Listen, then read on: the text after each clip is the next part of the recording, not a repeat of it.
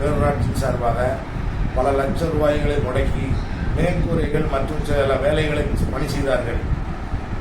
தப்பில்லை. ஆனால் பஸ் நிலையம் சரிபார்த்து 5 மாதங்களுக்கு மேல் ஆகிவிட்டது.